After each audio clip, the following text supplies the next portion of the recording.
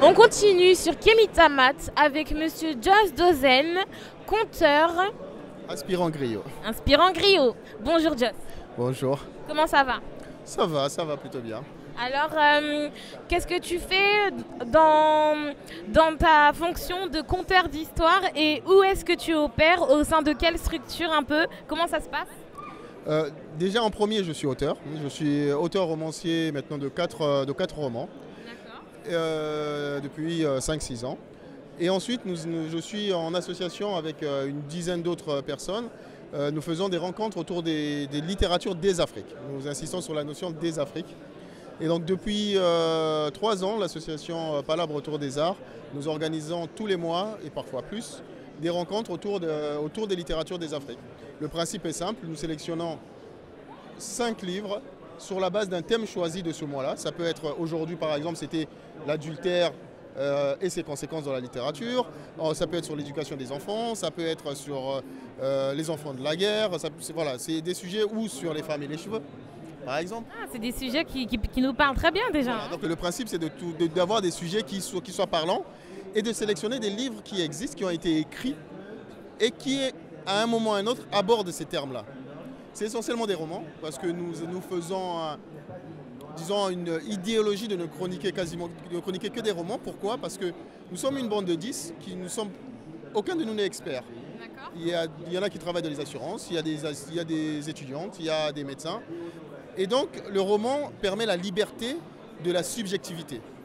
Le roman a ceci de fort que le roman donne une vision du monde. Chacun donne sa vision, l'auteur donne sa vision du monde.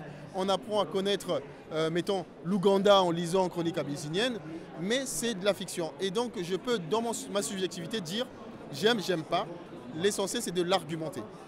Et donc, le principe, c'est qu'on choisit des romans, nous les lisons, et ensuite, nous avons des lectures croisées, des avis croisés sur les romans, où chacun est libre de dire ce qu'il pense.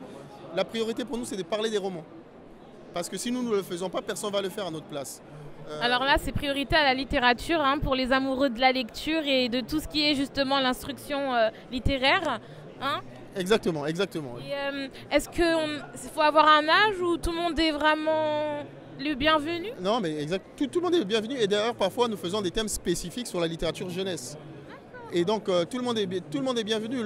Nous ne savons pas a priori les romans que nous allons lire. Moi, j'ai découvert énormément des romans. Nous donnons un thème.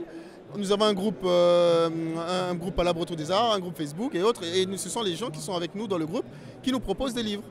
Et ça se passe comment? C'est où? Alors, par exemple, si jamais on a des téléspectateurs de Kemita qui veulent venir participer justement à ces espèces de rencontres, qu'est-ce qu'on peut leur dire? C'est tous les mois. En général, la dernière semaine du mois. Et ça se passe dans 2 librairies, donc 3 endroits différents selon le mois. Ça va être soit à la Galerie Congo dans le 7e, soit à la librairie Caribde dans le 12e, soit à la Maison de l'Afrique. Et toutes nos rencontres sont filmées et c'est simplement diffusé sur YouTube.